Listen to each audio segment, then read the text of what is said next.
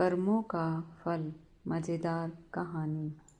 किसी नगर में सुरेश नामक व्यक्ति का मांस बेचने का व्यवसाय था। वह रोज ताज़ा मांस बेचकर अपना और अपने परिवार का पालन पोषण करता था। एक दिन उसकी दुकान के सामने से एक संत महादेव बाबा गुजरे। जैसे ही उनकी दृष्टि दुकान पर पड़ी, वे तुरंत भीतर चले गए। संत ने गंभीर स्वर में कहा, पुत्र, तुमने कितना बड़ा पाप कर डाला है। ठाकुर जी से मांस तोल रहे हो। सुरेश अचंभित होकर बोला, महाराज, मैं तो केवल मांस बेचता हूँ।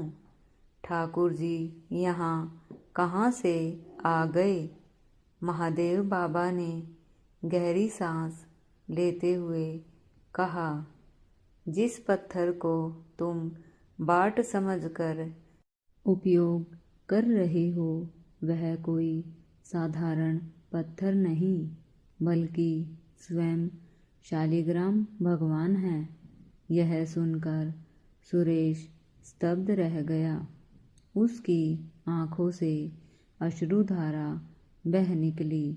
वह संत के चरणों में गिरकर बोला, मुझे क्षमा करें महाराज, मुझसे अनजाने में यह पाप हो गया। संत ने आदेश दिया, इन्हें गंगाजल से स्नान कराओ और किसी मंदिर में प्रतिष्ठित कर दो। ईश्वर से क्षमा मांगो, वे दयालु हैं। सुरेश ने वैसा ही किया, लेकिन उसका हृदय पश्चाताप से भर गया।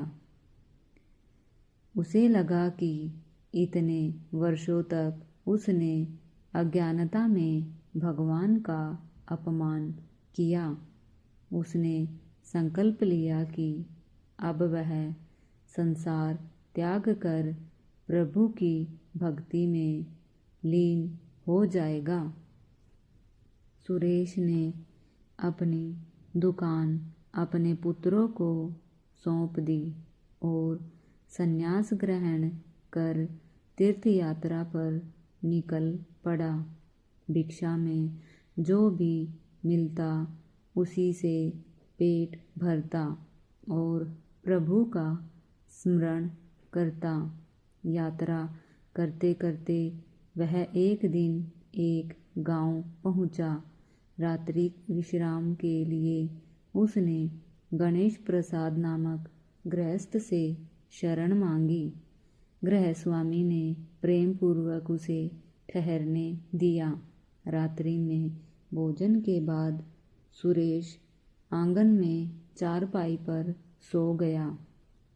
आधी रात को उसकी नींद अचानक टूटी। उसने देखा कि एक सुंदर स्त्री उसकी चारपाई पर आ बैठी है। वह स्त्री मोहक दृष्टि से उसे देख रही थी। सुरेश घबरा गया। माता, आप कौन हैं और इस प्रकार रात्रि में यहाँ क्यों आई हैं? स्त्री मुस्कुराई और धीमे स्वर में बोली, मैं इस घर की मालकिन सुमित्रा हूँ। जब तुमने इस घर में प्रवेश किया, तभी मैं तुम्हारे तेज से आकर्षित हो गई। तुम्हें पाने की लालसा में मैं व्याकुल हूँ। सुरेश चौंक गया। यह क्या अनर्थ कर रही हो? तुम विवाहित स्त्री हो। तुम्हारा कर्तव्य अपने पति के प्रति है। मैं एक सन्यासी हूँ। मेरे लिए यह सब वर्जित है। लेकिन सुमित्रा पर कोई असर नहीं हुआ। उसने सुरेश का हाथ पकड़ लिया और कहा, यदि मेरा पति आड़े न आए तो क्या तुम मुझे स्वीकार करोगे? सुरेश को लगा कि स्थिति विकट होती जा रही है। उसने दृढ़ता से कहा, यह सब अधर्म है। मैं यहाँ एक रात के लिए शरणार्थी हूँ, कोई भोगी नहीं। मुझे क्षमा करो और अपने कर्तव्य पथ पर लौट जाओ। लेकिन सुमित्रा वासना में अंधी हो चुकी थी। वह दौड़कर भीतर गई, दीवार पर टंगी तलवार उठाई और अपने पति गणेश प्रसाद का गला काट दिया। रक्त रंजित तलवार लेकर वह फिर से सुरेश के पास आई और बोली, अब मेरे और तुम्हारे बीच कोई बाधा नहीं रही। मैंने यह दीवार हटा दी जो हमें अलग कर रही थी। सुरेश भय और घृणा से कांप उठा। वह वहाँ से भागने लगा, लेकिन सुमित्रा उसे रोक नहीं सकी। वह गहरे पश्चाताप में डूब गई और अंततः उसी तलवार से स्वयं को भी समाप्त कर लिया। सुरेश इस घटना से व्याकुल रहने लगा। कुछ समय बाद उसकी भेंट एक सिद्ध संत गुरु वशिष्ठानंद से हुई।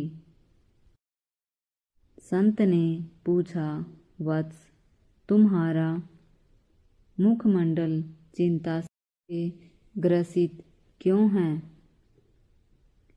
सुरेश ने रोते हुए पूरी घटना सुना दी।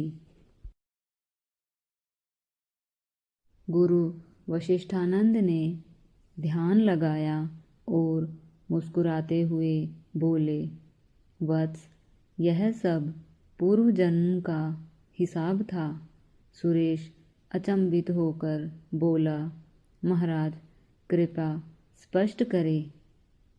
गुरु बोले, पूर्व जन्म में तुम एक घोर तपस्वी थे।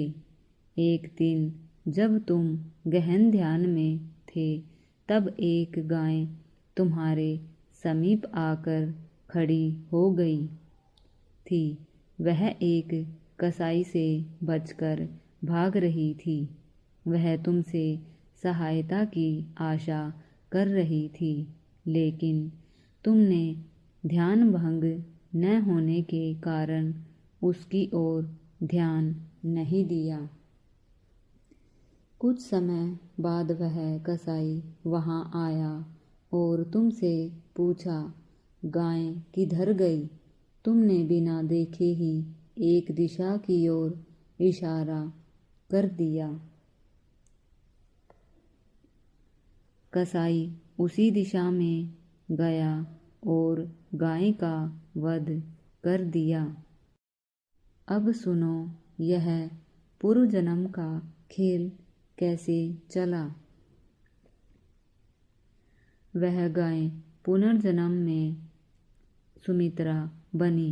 वह कसाई गणेश प्रसाद के रूप में जन्मा और तुम वही तपस्वी थे जो इस जन्म में सुरेश बने।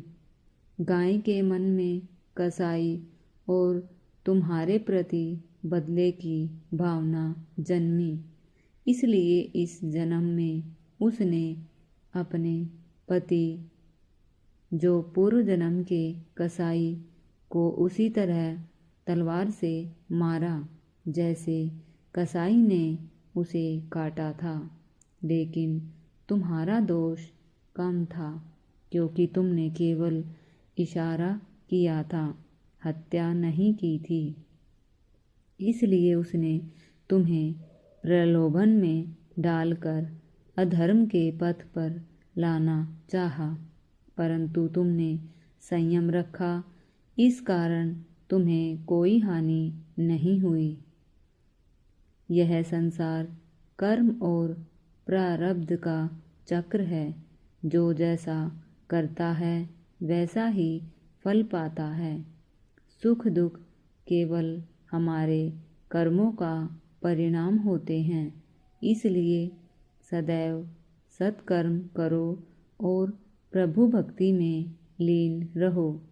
सुरेश ने गुरु वशिष्ठानंद के चरणों में गिरकर आशीर्वाद लिया और एक सच्चे सन्यासी के रूप में अपने जीवन को प्रभु समर्पित कर दिया।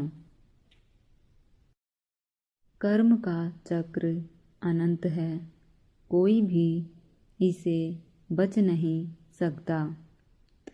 पूर्व जन्म के कर्म वर्तमान जीवन को प्रभावित करते हैं। सच्चा संत वही है जो अपने संकल्प पर अडिग रहे। अधर्म और पाप के मार्ग से बचना चाहिए, चाहे परिस्थिति कितनी भी कठिन क्यों न हो। दोस्तों, हमारी आज की यह कहानी यहीं पर समाप्त होती है। आपको हमारी यह कहानी अच्छी लगी हो तो लाइक करें, कमेंट करें और ज़्यादा से ज़्यादा वीडियो को शेयर करें। हमारे चैनल पर नए हैं तो चैनल को सब्सक्राइब नहीं किया है तो चैनल को प्लीज़ सब्सक्राइब कर ले। धन्यवाद।